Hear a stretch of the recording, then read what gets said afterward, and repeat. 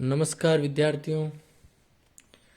श्री आदेश coaching संस्थान में विनयनाथ रावल आपका मेरे YouTube चैनल में हार्दिक स्वागत करता हूं। आज हम कर रहे हैं कक्षा 9वीं क्लास राजस्थान बोर्ड की NCERT सिलेबस गणित विषय की जो दूसरा अध्याय आपके बहुपद दे रखा है उसका फर्स्ट वाला पार्ट प्रश्नावली 2.1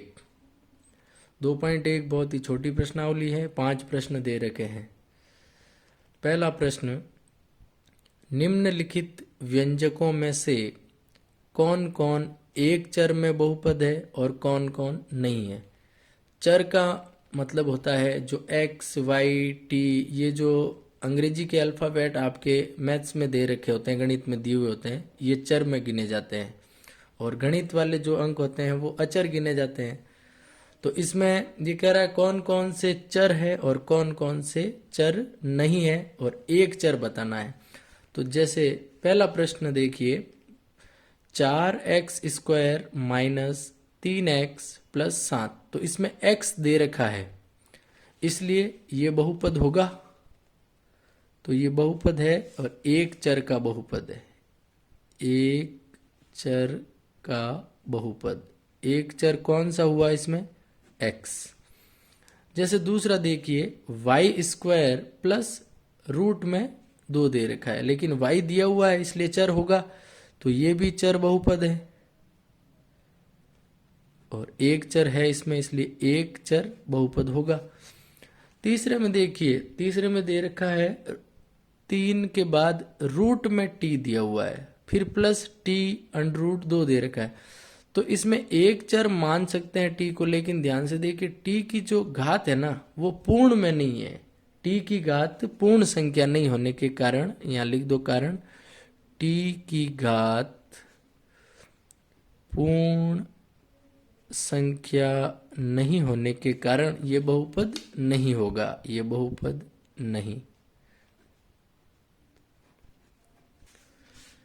चौथा भी सेम इसी पैटर्न में है, y प्लस 2/y। y तो दे रखा है लेकिन जो नीचे y है अगर हम इसको ऊपर लेके जाएं तो y की जो घात है वो -1 हो जाती है ऊपर ले जाने पर।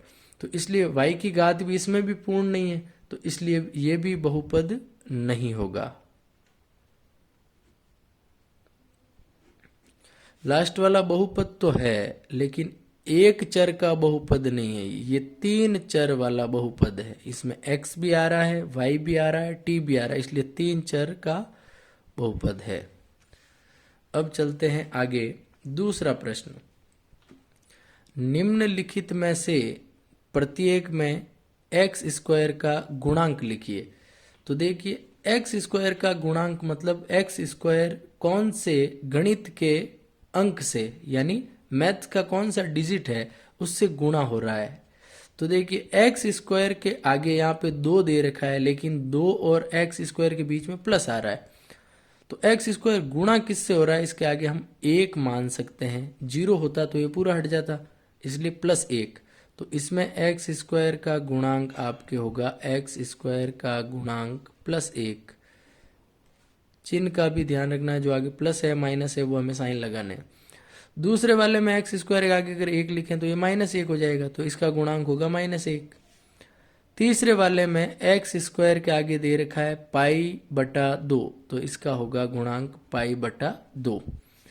लास्ट में x² ही नहीं दिया हुआ है, जब x² नहीं दे रखा है इसका मतलब x² 0, जब मान ही नहीं है तो 0। तीसरा क्वेश्चन है, 35 घात के द्विपद का, यानी 35 की घात लेनी है और द्विपद 2 पद लेने हैं हमें। पद 2 का मतलब होता है बीच में प्लस या माइनस आ जाता है, तो दोनों तरफ वाले पद गिनने पर 2 हो रहे हैं। तो जैसे यहाँ पे अगर मैं लिख दूं x की घात 35 की घात है तो x की घात 35, पीछे अगर 4 लिख दूं तो 2 घात हो गई और ये x की घात 35 ये हो गया। और लिखना चाहते हो तो y की घात 35, इसके आगे 2 भले ही लगा सकते हो, 2y की घात 35, लेकिन अभी तक एक पद का हो रहा है, प्लस लगा के 5, 4, 6 माइनस कुछ भी लगा सकते हैं। तो 2y 35 + 6 ये हो गया दूसरा। तो ये इसके और एग्जाम्पल आप अपनी इच्छा से ले सकते हैं। आगे वाला क्वेश्चन है 35 घात के द्विपद का और 100 घात के एक पदी, यानी घात 100 लेनी है, जैसे y की घात 100 ले ली और पद एक होना चाहिए, तो ये खुद हो गया y की घात 100। एक ले लो 3x की घात 100, पद आगे प्लस माइनस नहीं लगा हुआ होगा, ये दो को बेस में दे रखे हैं। ये आपके कंप्लीट। और भी उदाहरण आपके हिसाब से आप ले सकते हैं। निम्नलिखित बहुपदों में से प्रत्येक बहुपद की घात लिखो। घात का मतलब होता है ये बहुपद दे रखे हैं, इसमें जो चर दे रखा है, चर का मतलब अभी समझाया था, जो अंग्रेजी का अल्फाबेट दे रखा है उसकी सबसे बड़ी से बड़ी घात आपको बतानी है।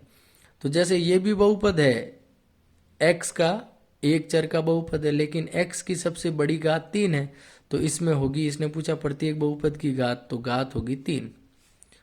दूसरे वाले में y के ऊपर घात 2 आ रही है, तो घात होगी 2। इसमें t है, t के ऊपर कुछ नहीं लिखा हुआ है, तो 1 मानना है और 1 होती है घात। 3 के पास चर नहीं दिया हुआ है, इसलिए 0।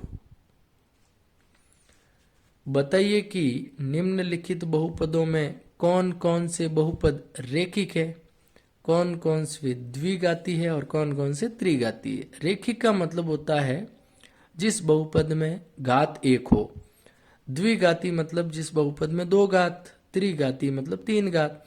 तो जैसे इसमें पद नहीं गिनने आपको, पद गिनने पर तो ये द्विपद हो रहा है, ये भी द्विपद हो रहा है, ये त्रिपद हो रहा है, ये द्विपद हो रहा है, लेकिन हमें घातों का पूछ रहा है। तो जैसे इसमें सबसे बड़ी घात 2 है, तो ये होगा द्विघाती। इसमें सबसे बड़ी घात 3 है, तो ये होगा त्रिघाती।